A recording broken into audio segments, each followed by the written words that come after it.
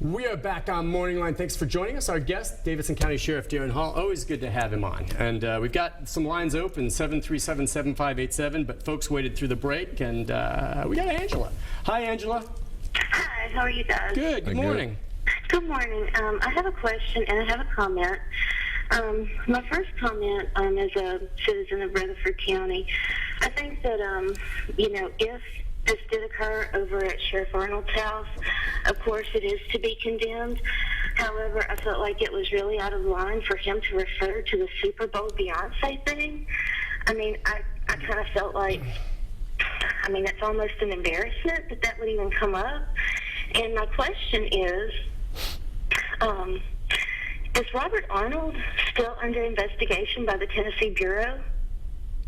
Yeah, well, actually, the FBI and the federal authorities are still investigating with regard to e-cigs and some of the other issues that he's had there, I suppose. But the e-cigs, again, had you ever been approached by a company like e-cigs where, they come in and the inmates can buy the electronic cigarettes and the money's supposed to be and if it's done properly through certain contracts, I guess it can be done legally, but there's some questions about how Robert Arnold did it. Yes, we're all waiting to see if he's going to be indicted. We're just wondering how long it's going to take, Angela. He may or may not be indicted. Have you ever been approached with that, or what was your policy? First of all, our contracts would all go through the government. Right. Wouldn't be directly. So I would. And that's one of the issues they're looking at with Arnold, if he went through the right channels. Right. Philosophically, I don't feel obligated to provide e-cigs in the jail. I was interviewed 2 years ago or so when this first started, just as a concept. Sure.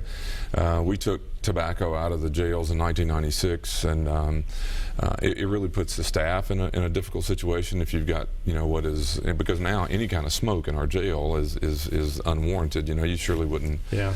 And so I wouldn't want to put what is this electronic cigarette thing in there to confuse the staff, and I don't feel like that's a requirement or an obligation. I've never seen the argument that says providing that helps run an institution. It doesn't reduce anything, and so I just don't feel good about the product. Now, in a free world, you can do what you want to do, but I don't feel like we should be obligated to sell or provide that inside the system. So philosophically, I have that problem. And the second part is the procurement part of our county helps us dramatically because everything goes through the purchasing office in Metro government. We have many contracts, but they're not done between me and the contractor. I'd prefer it that way. Yeah. So, we'll see. Angela, we're all waiting. But yes, he is still under investigation. We just don't know the status of it. The feds keep it very quiet. So it's the FBI and the federal authorities, U.S. Attorney, not the TBI or the state at this point. Let's go to Larry. Hi, Larry. Hey, how you guys doing this morning? Good morning. Hey, Larry. I just called in to tell the public what a nice, compassionate, and diverse guy that the sheriff is and his staff. The reason why I say that is my brother passed away in November. He was an employee of Milton Jones, your sheriff's department, and the sheriff came out to the wake the night before, and he took the time to talk to the family and just show his concern. And the captain that was over my brother, I can't think of his name, him and his staff did a good job, and just the whole thing from start to finish was really a blessing to us, and I really got a feel for how the sheriff really is. He's a really good guy. I just wanted to tell you that. Wow, Larry, I'll tell you what, my mom will be a little more proud, I think. Your brother, Milton was his name. I told Larry that night, I think, or the family there, this is what you don't know about people. When I get to the funeral home, he held 3 and 4 jobs at a time. And he was working at the school board, he was part-time, he was working security part-time, he worked for us full-time. This man was, and I said this to them, and I said, if we could get some of the younger people to have that kind of work ethic that we're trying to hire out there today. Yeah. But I was so impressed with the quality of the family. Mike Gilbert works for us, and he was a captain over that division, and Mike just took a lot of ownership, I think, in representing the sheriff's office, and he did much more than I did or anyone else, and I'm just glad to hear and hope the family's doing much better. I really appreciate the call. Yeah, that was very nice. Larry, I'm sorry for your loss, but that's very nice. Let's go to Ronnie. Ronnie, good morning. Hey, good morning, Nick. How are you? Hey. How's the sheriff doing? Hey, Ronnie. My comment, question for the sheriff is that you got a lot of weekend DUIs in there. You got a lot of non-violent offenders in there. And Davidson County needs a lot of road work done. We got a lot of potholes, Sheriff. Don't you think you could reach out to Metro and maybe work a couple, 3 shifts, get this fixed up? How about that? Wow. It needs to be torn down. Hey, you know what? I always tell people we don't say no when it comes to ideas like this, but couple things to tell you, Ronnie. You can help me with the legislature. Years ago, they passed a ridiculous law. It's a shame law that requires people who have DUI, that's what he's talking about, to come in and literally pick up trash. That's what they have to do on certain roads that the legislature described that they have to work on. They have to wear a vest that says I'm a drunk driver. And it takes away the flexibility to do creative things. It really does. It's kind of ridiculous. Meaning you call it ridiculous because they're mandated to do what they just described there. You could maybe use them in other ways as well, and you're not allowed to. It has to be that one way. Yeah, Nick, I mean, back before this law went into effect, Nick Barris came in. He had a 48-hour sentence to do, as we used to call it, 48 hours.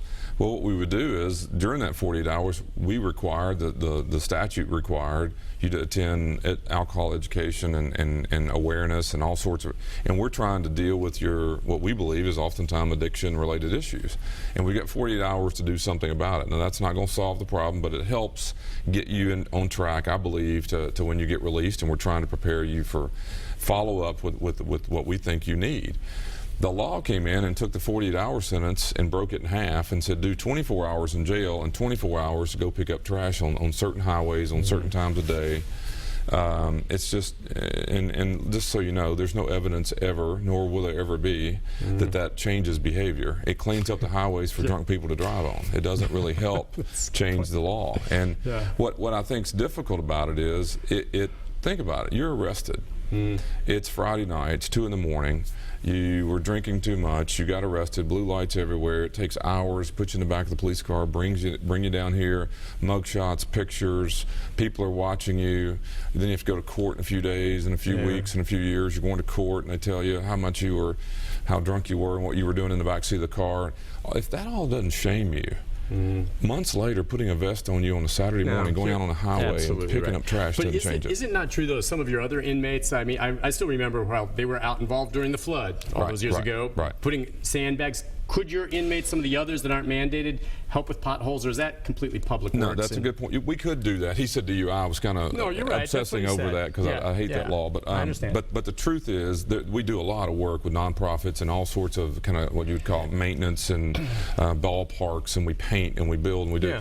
We've never worked on potholes. I wouldn't be against it if we had a way to get the equipment and so forth. We do a lot of kind of brush pickup and bulk item all over Nashville. But Ronnie, I'm always interested in finding ways. Believe it or not, this isn't trying to take advantage of the inmate. They want to work. I was going to say, it beats sitting in a cell all day. You can be outside and... Right. We want to work them. They want to work. It's a win-win. So we're looking for those ideas. All right, let's go to Lisa. Hi, Lisa. Good morning, Lisa. Are you there? Yes, how are you? Yeah. Hi, Lisa. What's on your mind? I had a question about the inmates that are being booked with mental illnesses. What you guys are doing about those inmates, and has there been any changes or what kind of treatment they get? I'm just curious because it seems like it's a revolving door, inmates going in and out. Wow. Well, you just hit on one of his pet peeves and really something that he believes strongly, and that's a good question, Lisa. Go ahead. Wow, that is what I could stay all day talking about this, and I'm not proud of this at all. I mean, I haven't looked into this morning, but I would tell you that a man running naked through the airport last night. My bet is that there is mental illness within the situation. By the way, he just didn't make up that scenario. That was a news story last night at the airport here. There was an individual in the terminal, buck naked. Yeah. I think he did this so that he wouldn't have to be frisked when he went through security, which, to me makes a little bit of sense, doesn't it? I thought you were going to tell me he was the pilot. No, I didn't know what you were. No, I think he's exactly right. But that was an actual story. He didn't hurt anyone, but he was caught and arrested.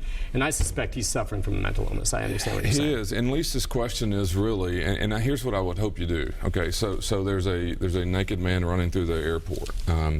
That's obviously not acceptable. But what we do as society, and I haven't even looked at this yet, but we arrest him. So did he come to your jail last night? I'm sure. I haven't been there yet. Okay. I was flying in here this morning, but I'm sure he was arrested. Okay. I'm sure he was brought to jail. And then we, in our system, and this is not, Nashville's not unique, this is across the country, we treat that as a criminal justice matter. So we bring him in, we assess his needs, and we do various things, but we're treating him as a So he's brought in matter. and he's booked on indecent exposure, a criminal charge. Fingerprinted, photographed, Okay. housed, fed, restrained, taken to court. But he did commit a crime, or allegedly committed a crime, and so you have to book him. You have to. So where do things go south for Right, you? right. I mean, he has to be booked for the crime. You're not just going to say, oh well, we're not going to do that. It just depends on what are you trying to accomplish. Okay. I'm not trying to say that what he did was acceptable. I'm saying that arresting him has done nothing to change the likelihood he's going to do that again if you And I'd ignore heard he mental had some illness. incidents prior to this. Is that true? I haven't looked into I haven't it got all the details, but I've heard that he's been seen before acting in this behavior. I don't know if he was ever arrested. So you're right. I mean, if you don't treat the situation, he's going to do it again. Because you're not going to lock up this guy for indecent exposure for a long period of time. No, and what will happen, and this is the part that really bothers me, he would then come to the system, he's going to go to court, the courts are going to view his case, look at him, probably give him 2 to 3 days, put him on some form of probation. He will eventually do something else because of the mental health issue is not addressed. He's going to be rearrested on the probation violation. The number one reason a person who's mentally ill comes to jail is violating a probation that we put them on we never should have. Okay. We, the system, should never view a person like this man, and I don't know anything about him, but as a candidate for a program like probation if they're suffering from mental illness, which is very unlikely you're going to be successful. So we're setting you up to fail. You then get out here and you're walking down the street, the police pull up, there's a warrant for Nick Barris for violating probation. We bring that person What right back typically in. would the probation requirements be that you would violate? You'd come down here, you have to pay a fine to keep a job, you have to report to your probation officer so many times a week. Really easy to slip up on one of those. The regular person, trying to manage their life has tough times doing that. Now, granted, probation is a privilege, but a mentally ill person should not be and is not going to be successful in the program. You're absolutely right. So what we do is then we rearrest them. We bring them back in. And guess what happens now? Now you have a longer sentence. You have bigger fines. You have more time. I talked to the Wall Street Journal last week, and this man, the person interviewing me, was talking about this, and he said he went to a place in Oklahoma where it became prison instead of jails because these individuals over time Built up so can't much. meet the requirements, and then it becomes a 3 failure to appears, and that's a felony, and then you turn it felony, and that's where we are as a country. Just a few months ago, there's a man climbed out on the street sign out here on the interstate, That's blocked when we last traffic. talked about this. Right, Yeah. and it's just Lisa's right on. We cannot criminalize what is a health issue. If I opened my window tomorrow morning and saw someone with blood just pouring out of them in my front lawn, I would call the police. I mean, I would call the police.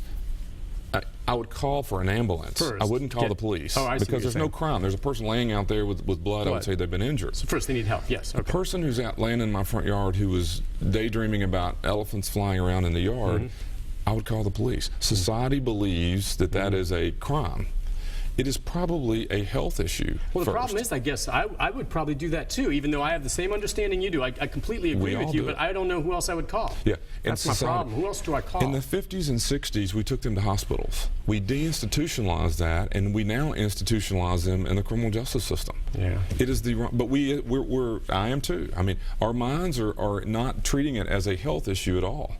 And so what we do is we criminalize it. We bring it down here. We hide the cost of doing it.